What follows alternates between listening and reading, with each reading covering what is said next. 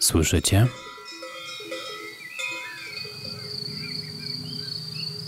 Tak brzmi jeden z najbardziej fascynujących regionów Włoch. Niby włoski, ale... Cześć, dzień dobry. Dzień dobry, tu Ania. I Marcin. Czyli wędrowne motyle. Witamy Was bardzo serdecznie z regionu Trentino, czyli podobnie jak w zeszłej wiosny. Natomiast tym razem nie będziemy eksplorować okolic jeziora Garda, Tylko tereny na północ, nie tylko od jeziora Garda, ale nawet od stolicy, czyli Trydentu, konkretnie doliny w cieniu Dolomitów, byśmy tak powiedzieli, więc niechaj tytuł brzmi na przykład Echo Dolomitów. A co zobaczycie w tym odcinku? Te niesamowite formacje skalne i winnica Baronów, gdzie zaskoczył nas śląski wątek w dolinie niczym z północnego Wietnamu. Najpiękniejsze jezioro Włoch i ta niezwykła rzeźba z drzew w cieniu Dolomitów Brenta. I znana w całych Włoszech z jabłek oraz przepięknie położonych zamków ta dolina. Będzie też wyjątkowo sporo jedzenia.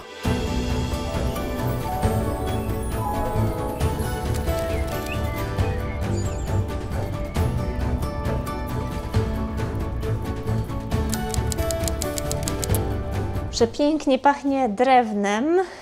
A zobaczymy tutaj.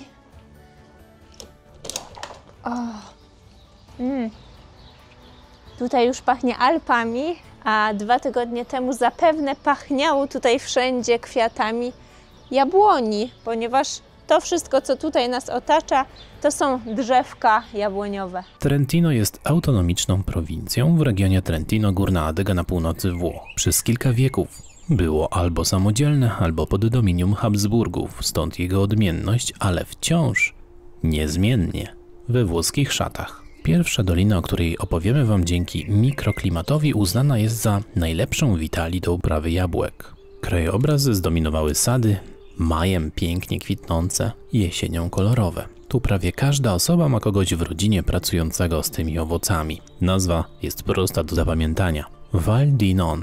Oprócz owoców rozpoznawalna jest też z kaszteli, zamków i zamczysk, które idealnie nadawały się na strażnice w niezwykle cennym trakcie z południa na północ przez Alpy.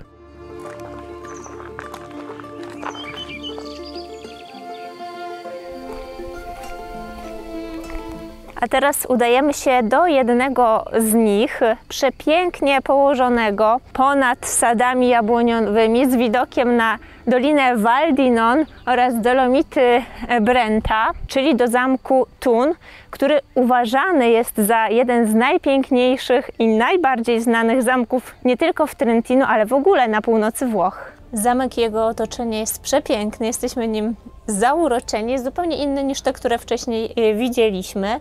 Pochodzi z XIII wieku i przez długi czas był rezydencją bardzo ważnego, jednego z najstarszych i najpotężniejszych rodów wywodzących się właśnie z tych terenów, czyli rodziny Thun. Otoczony jest podwójnym wianuszkiem murów obronnych, niektóre z nich pochodzą z XVI wieku. Ma też piękny ogród. A co znajduje się w środku? Zaraz wejdziemy i zobaczymy.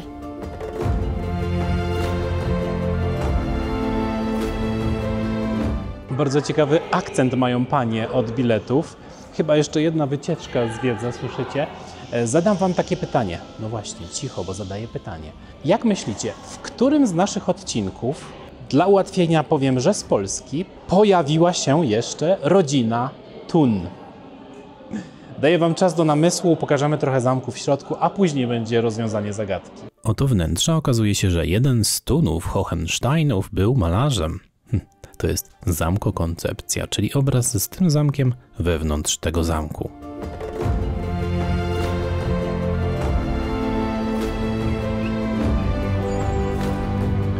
Rozwiązanie zagadki. Pałac w Kończycach Wielkich na Górnym Śląsku, Śląsku Cieszyńskim, który jest w odcinku pierwszym podróży wzdłuż Wisły, należał do rodziny Thun von Hohenstein, więc jak najbardziej konotacja jest właściwa. Kto wiedział, niech się zgłosi, a kto wie, czy istnieje jakieś bezpośrednie połączenie pomiędzy Cieszynem tutaj a właśnie Trentino, też niech wpisze w komentarzach. W środku znajduje się m.in. zabytkowa kuchnia, jak i w kazamatach Muzeum Zabytkowych Karoc Powozów Dorożek. Bardzo interesujące. Matteo Thun spisał zapis swojej podróży do Padwy. Trwała ona karocą 3 dni. Ciekawe, ile by trwało do Cieszyna. Tak Patrząc na szybko proporcjami, to wydaje mi się, że prawie 2 tygodnie, około 12-13 dni. È molto popolare in Polonia anche, Renetta. Chciałam kupić Oczywiście, że tak, jako słynna fanatyczka jabłek. wszędzie, gdziekolwiek jestem. Słodziutkie.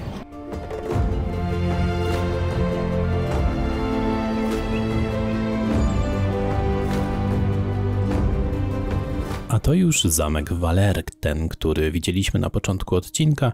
Dziś ciąg dalszy zamkowych wątków, ale bliżej. Jesteśmy ubrani dzisiaj trochę bardziej na sportowo, gdyż rozpoczynamy wycieczkę rowerową na e-bajkach i pierwszym punktem programu jest zamek, który widzieliśmy z naszego balkonu, czyli Castel Valer, który znajduje się z przepięknym po prostu krajobrazem na całą Dolinę Val di Non.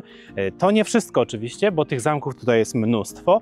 Należał do rodu hrabiów Flawon, w którym to Flawon byliśmy wczoraj. Zapraszamy do środka. Ten kamienny tron, całkiem wygodny, należał do władców tego zamku. Jeszcze 3 lata temu ostatni hrabia rodu Spaur tutaj żył, mieszkał i spał.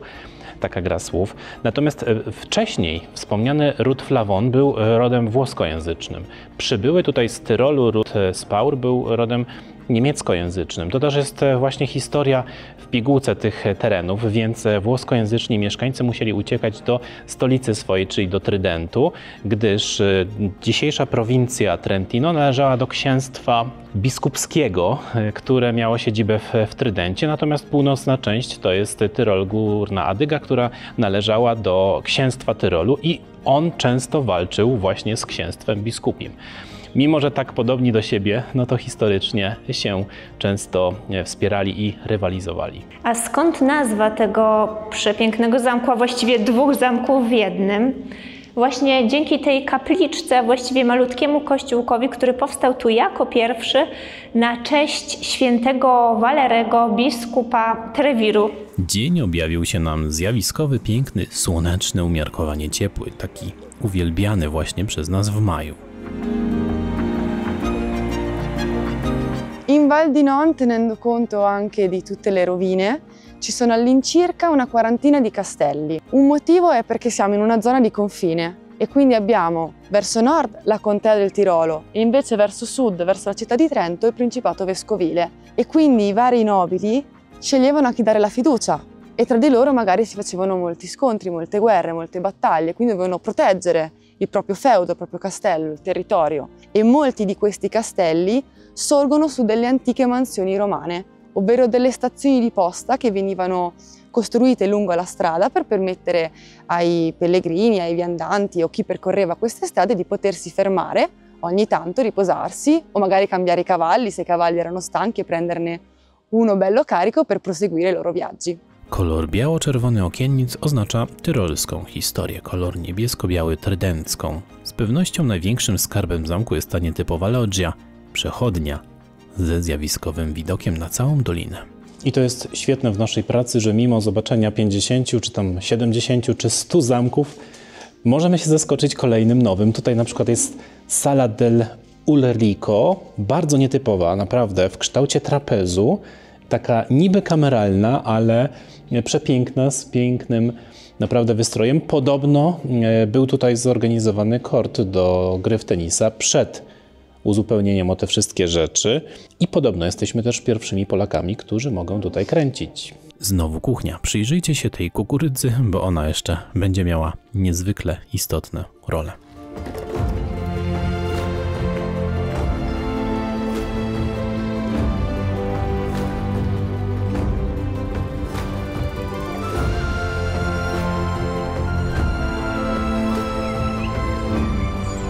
Docieramy po około 30 minutach do Castello Nanno, niezwykle wyglądającego z góry, gdyż kształtem przypominającego okrojony kasztel, z alkierzami w formie wież strażniczych i sadem jabłoniowym również w obrębie murów. Choć to miejsce związane z wcale nieprawdziwą historią o ostatnich w tym regionie procesach czarownic, a także o legendzie lokalnej wersji historia Romea i Julii z zakazanym małżeństwem trydencko-tyrolskim. A jakże.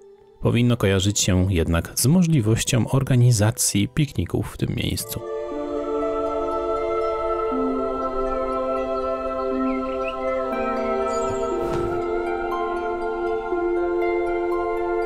Bez większej przesady można powiedzieć, że ta dolina jest doliną jabłek, jabłoni, no i oczywiście zamków, pałaców. Ale jeszcze wracając do tych jabłek, mają one tutaj doskonałe warunki klimatyczne. To znaczy ciepłe dni, chłodne wieczory, ale także świetnie nasłonecznione doliny. No i oczywiście wiatr, który spływa tutaj do tych dolin z południa, czyli z cieplejszych terenów, no i ogrzewa tutaj te doliny. Sadownictwo tutaj ma naprawdę długą tradycję, no i chyba bez przesady można powiedzieć, że to nie tylko rolnictwo, ale też wielka duma regionalna.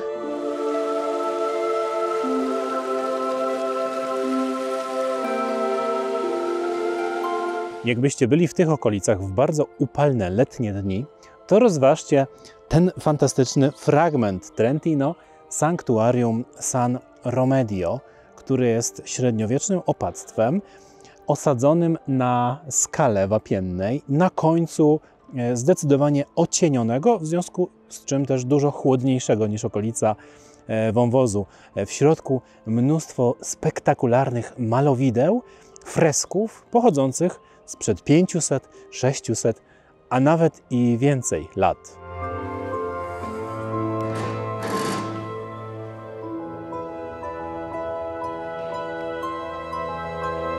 Bardzo specyficzne miejsce. Musimy Wam powiedzieć, że nigdy jeszcze nie byliśmy w takim sanktuarium. Składa się z 3 poziomów, malutkich kościółków, jeden na drugim, mnóstwo schodów, mnóstwo wotów, troszkę klimat jak w niektórych klasztorach na wschodzie, na przykład w Azji. No ale to jest nasze.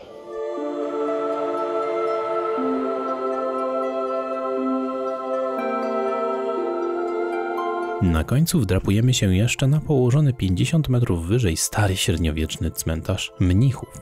Widok niesamowity i niezapomniany, a to jeszcze nie wszystko tego dnia, bo tak jakby przenieśliśmy się do Szkocji na chwilę, a to po prostu jest wciąż Trentino.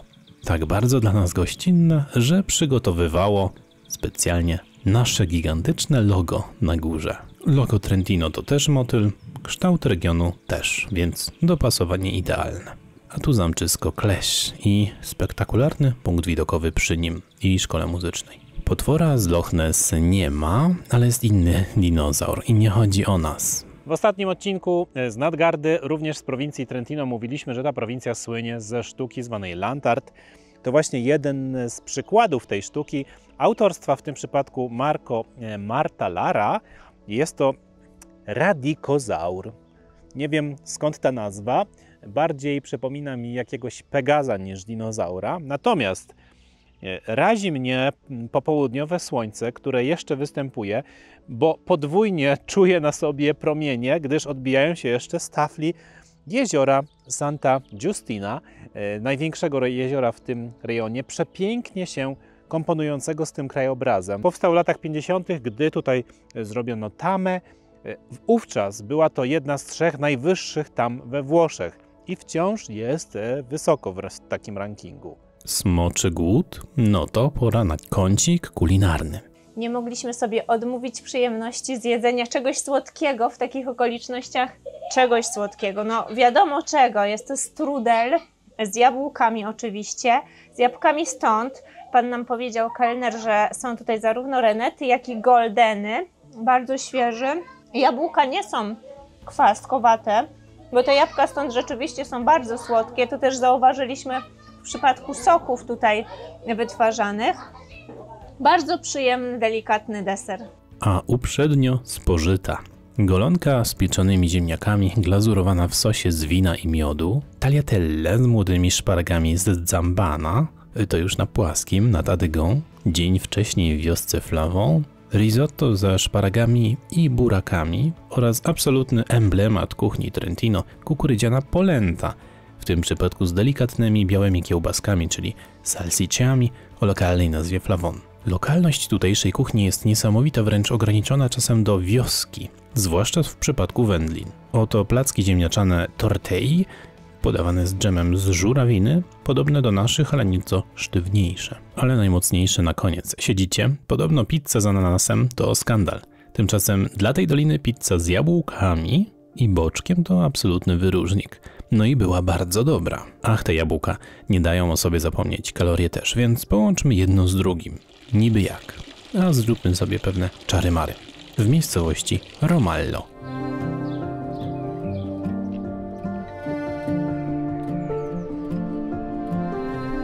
Piękny, słoneczny dzień w Romallo, po drugiej stronie jeziora. Naprawdę mamy szczęście do pogody, pewnie nam nie uwierzycie, ale na tydzień przed wyjazdem oglądaliśmy prognozę i szykowało się 5 dni deszczu i chmur. A być może będzie 5 dni takiego nieba i słońca. Tutaj ruszymy na szlak, który nazywa się Szlak Krainą Jabłek. Podobno to jest 200% jabłkowych krajobrazów w jabłkowych krajobrazach, więc zobaczymy. Jak widzicie, większość oczywiście już jest przekwitła, natomiast tutaj młode sadzonki teraz dopiero kwitną. Skąd taki fenomen tutejszego terenu jako Królestwa Jabłek? No to Ania już opowiadała te klimatyczne niuanse, natomiast musi być popyt i podaż, prawda? No to jeśli historycznie uznamy, że tereny te łącznie z sąsiadem z północy przez większą część czasu należały do Imperium Habsburgów, czyli niemieckiego kręgu kulturowego, no to wiadomo, że to jest rynek chłonny na wszelkie produkty związane z jabłkami i wyrobami jabłczanymi czy jabłkowymi, w przeciwieństwie oczywiście do Włoch środkowych czy południowych. No i się nakręcił biznes. Mimo sporego rozwoju technologicznego, jak widzicie, i nie czujecie raczej, nawożenie odbywa się jeszcze też w sposób tradycyjny. I raczej kozie i owcze niż krowie.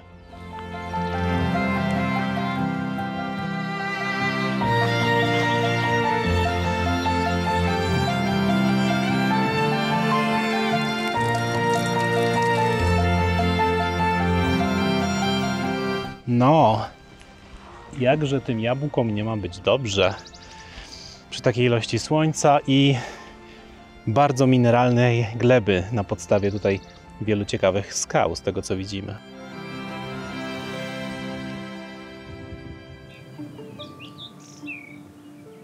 Właśnie wdrapałam się na gigantyczną ławkę.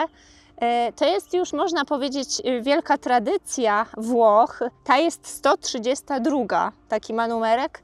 I jej kolor żółty ma nawiązywać do światła, słońca właśnie, które jest charakterystyczne dla tej doliny, Doliny Val di Non, ale jest jeszcze inna bardzo znana dolina w Trentino, która jeszcze bardziej nawiązuje do tego koloru, czyli Val di Sole. Dolina Słońca. Natomiast tutaj rozciąga się dookoła winnica z winem del Gropello, który jest charakterystyczny właśnie dla tej doliny. I jest to miłe rozróżnienie, jeśli chodzi o rośliny tutaj występujące, ponieważ cały czas przemieszczaliśmy się wokół sadów jabłoniowych. To nie koniec naszej dzisiejszej wędrówki, choć następna, którą zobaczycie, będzie się odbywała w zupełnie innych okolicznościach przyrody. Nie będzie już tak słonecznie. Natomiast jeśli chcecie dowiedzieć się więcej informacji praktycznych, gdzie dobrze zjeść, gdzie przenocować, a także odnośnie miejsc parkingowych, no to zapraszamy do naszego artykułu. Link pod filmem oczywiście w opisie. A i jeszcze taka ciekawostka. Strona Visit Trentino będzie dostępna także w języku polskim i do tej strony także Was odsyłamy. Warto też ściągnąć aplikację Mio Trentino. Przy załatwianiu noclegu tutaj na miejscu w jakiejś agroturystyce można dostać kod, który później realizuje się w tej aplikacji i ma się tak jakby kartę zniżkową na wiele atrakcji turystycznych, a nawet na bezpłatne wstępy do niektórych rzeczy, czy korzystanie z transportu publicznego. A propos jeszcze technologii, tak sobie myślimy, że po rewolucji ze sztuczną inteligencją to chyba jednak sadownicy nie stracą pracy, no bo nie wyobrażamy sobie, jak można tak gigantyczny przemysł sadowniczy związany z jabłkami, zwłaszcza na takim nachyleniu stoków, ogarniać, nie będąc człowiekiem, a może się mylimy. W niedalekim sąsiedztwie znajduje się spektakularny wąwóz. Można tam nawet dojść pieszo z Romallo. Teraz pora na coś odświeżającego i wcale nie jest to związane z działalnością człowieka, a wręcz przeciwnie, tylko i wyłącznie z działaniem matki natury. Jesteśmy w Parco Fluviale Novella, czyli możecie być pewni, że główną rolę będzie odgrywać tutaj woda.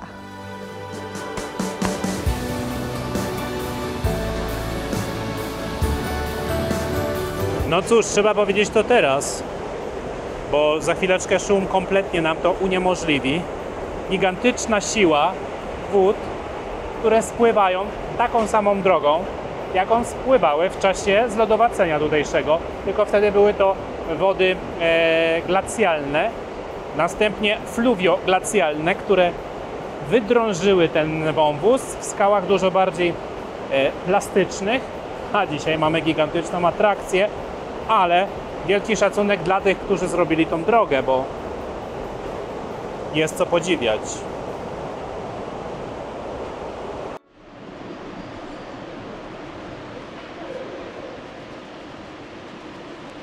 Wdrapujemy się teraz moreną czołową lodowca.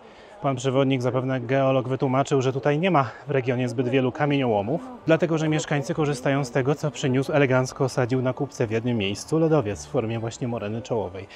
I z tego budowali.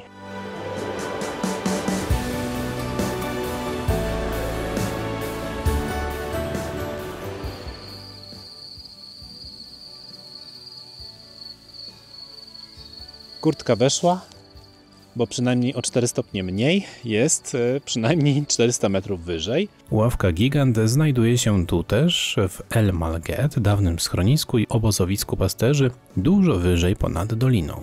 No taki byk jak ty to chyba nas obroni przed niedźwiedziami, nie? Dziś znajduje się tu lubiana i ceniona restauracja z bardziej już wysokogórskim jedzeniem i własnymi serami. Człowiek w Azji schudł te 3-4 kilo. Teraz przytył tyle samo. Wszystko zmarnowane.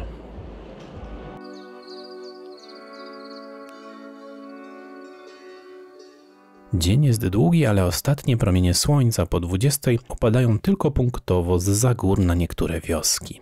Jutro będziemy jeszcze wyżej.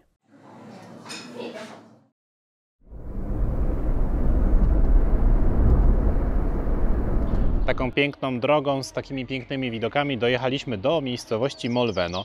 To już jest inna dolina, ale jak patrzymy, gdzie jesteśmy i co nas czeka dzisiaj, zdecydowanie a propos wczoraj, jeszcze więcej wody i jeszcze więcej śniegu i lodu, no to nie możemy się doczekać, zobaczcie. Jest tu świetne pole kampingowe, a tam piętrzą się szczyty mające znacznie ponad 3000 metrów. Dolomity, choć z grupy odrębnej, Brenta. Ale na razie skupmy się na tym, co na dole, na jeziorze. Jezioro Molveno, które znajduje się praktycznie pół godziny drogi od Gardy, wielokrotnie było uznawane za jedno z najpiękniejszych jezior we Włoszech. Ponadto otrzymało także szereg nagród, głównie ze względu na czystość wody, która rzeczywiście jest krystaliczna wręcz, czystość plaż, a także ogólnie tutaj atmosferę, klimat, czystość powietrza, no i przede wszystkim takie ekologiczne podejście. Powstało ono około 4000 lat temu w wyniku wielkiego osuwiska, no i prezentuje się naprawdę malowniczo. My sobie zaraz przejdziemy zachodnim brzegiem tego jeziora, a potem wrócimy do miasteczka, także nazywającego się Molveno, a potem pojedziemy tam, do góry. Most rzymski, dowód na to, że szedł tędy rzymski szlak.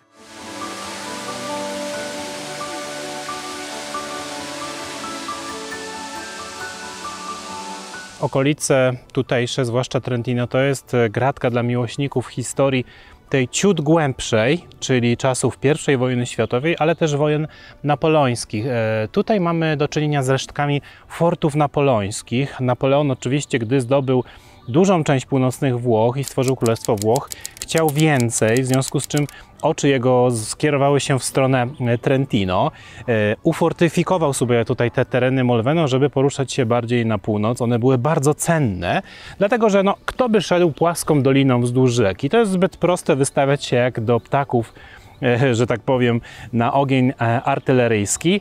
Natomiast trzykrotnie Napoleonowi nie udało się pójść w głąb Trentino. Austriacy odpierali atak i później w czasie I wojny światowej również żołnierze austriaccy korzystali z tych samych fortów. Także tutaj ta dolina i Val di Non była niezwykle ważna.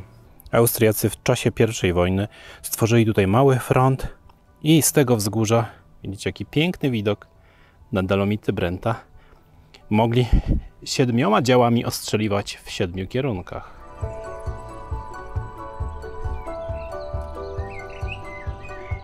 Szlak około godzinki z hakiem prowadzi do jeszcze czystszego jeziora Nembia, ale chyba jest ono za małe, by uczestniczyć w jakichkolwiek rankingach i wyścigach, ale nie wygląda na urażone z tego powodu.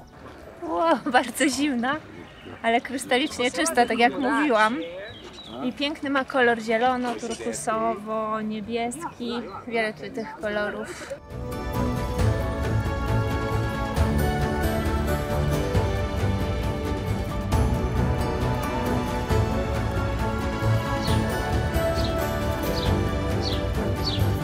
No to mamy kolejną ucztę, a tym razem ryby, filety, właściwie z tej samej ryby, z golca zwyczajnego, zwanego też alpejskim strągiem, który żyje w tutejszych jeziorach.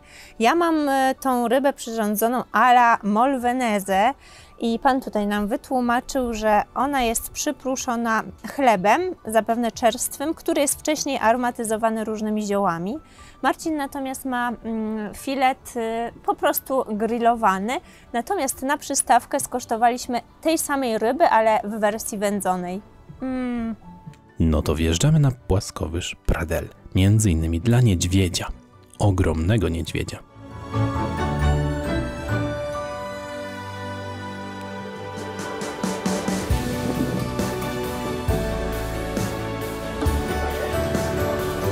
Nie chodzę do IMAX-ów. Tutaj jest zdecydowanie piękniejszy spektakl.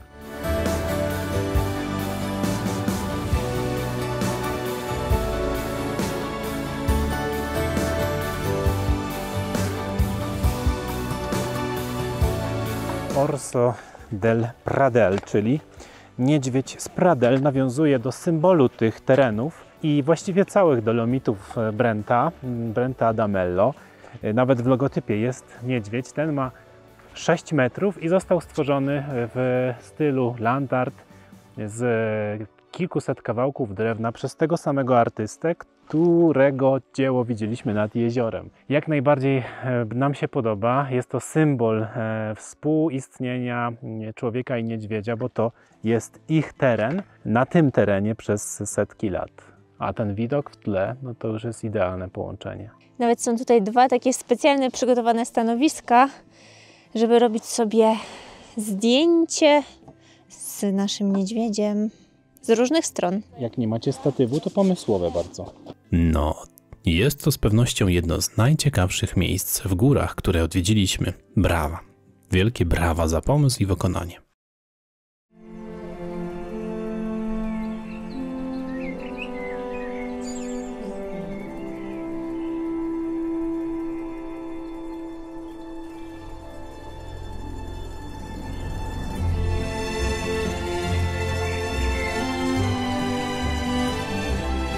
Nie, to nie pomyłka w plikach i nie były to wcale ujęcia z Wietnamu. To ostatnia dolina tego odcinka. I naprawdę, dosłownie ostatnia, bo ostatnia w rankingu odwiedzanych. Dlatego z pewną nabożnością chcemy Wam ją przedstawić. A czeka nas niesamowita historia z polsko-śląskim wątkiem. Dzisiaj udajemy się na wędrówkę doliną Val di Cembra, która w znacznej większości porośnięta jest winnicami. Oczywiście są tutaj też sady jabłoniowe, ale więcej zdecydowanie winnic i dzisiaj będzie gratka zarówno właśnie dla miłośników wina, ale też dla miłośników geologii, gdyż na końcu będzie niezwykły rezerwat. Cembra is the main village of the valley and gives the name to all the valley.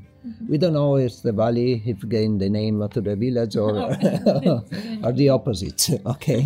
Wędruje z nami niesamowity Maurizio, przewodnik dolomicki z ponad 25-letnim stażem i autor 2 książek. Prywatnie wielki fan i znawca polskich himalaistów. Naprawdę prawie wszystkich. Od Maurizio dowiadujemy się o niesamowitym wątku związanym z doliną. Wizycie Albrechta Dürera. Dürer już nas nie opuści i na siłę wejdzie do plecaków. Zobaczcie. Pasuje? Zgadza się. W dolnej części doliny jeden ze słonecznych jarów i zabytkowy dom rolniczy okupuje Ilaria z mężem. Hodują oni alpaki, a dokładniej silpaki, głównie dla wełny. Organizuje spacery z nimi po winnicach, pilnowane przez doskonale wyszkolone, gigantyczne owczarki rasy Maremma. Jakie mięciutkie. Vi faccio una foto che siete qua.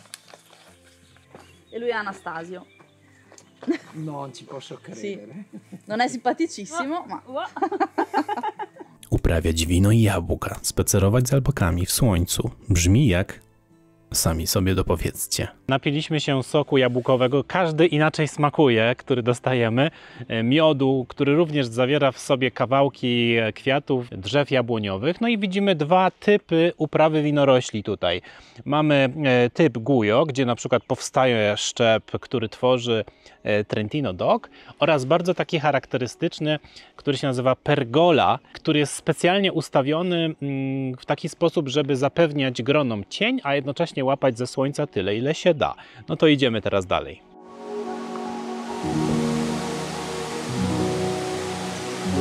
To już blisko. Za chwilę pojawią się piramidy. Tak, piramidy.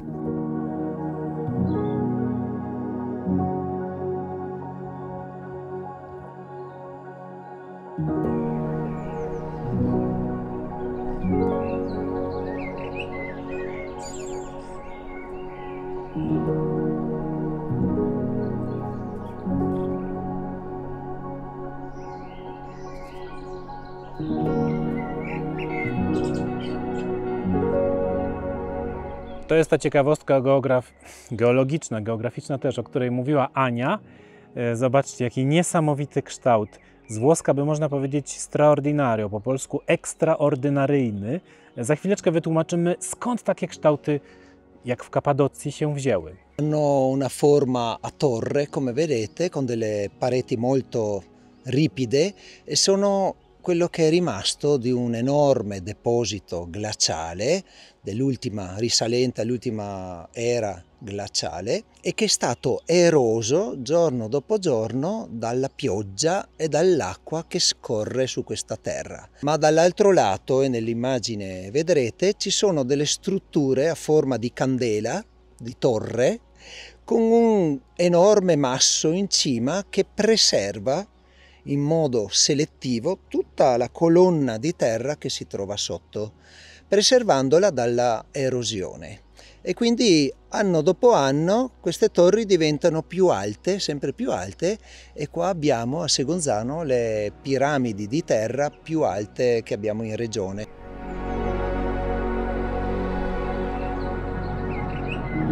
A to już prawie finał naszej opowieści, ale za to jaki? Absolutnie zaskakujący. Rzecz dotyczy rodziny baronów A. Prato, wciąż zarządzających winnicami i pałacem w sąsiednim miasteczku Segonzano. Doświadczony winiarz Paolo słynie m.in. z najlepszego i pierwszego Pinot Noir w Trentino oraz z pysznych Gewürztraminerów. I ta rodzina szczyci się właśnie pierwszeństwem. Dostała już w XVI wieku pozwolenie od księstwa Trentino, żeby się tutaj osiedlić i zostać baronami na Włościach, którzy później się wyspecjalizowali w właśnie winie. Specjaliści mi podpowiedzieli, pachnie białą różą i jaśminiem. Pięknie. Lucanica is very typical and different all over Trentino. Patrycja opowiada nam o miejscu i historii, o winie, o tym jak i z czym parować trentińskie wino. Próbowane przez nas są przepyszne, niesamowite, jedne z najlepszych, jakie próbowaliśmy w życiu. I przypadkiem dowiadujemy się, że jej korzenie, niedawno odnalezione dzięki drzewu genealogicznemu, sięgają Górnego Śląska, konkretnie okolic Raciborza, Gliwic i uwaga, Bytomia. Very big family. Faktycznie trzeba przyznać, że uroda nietypowa jak na Włoszkę.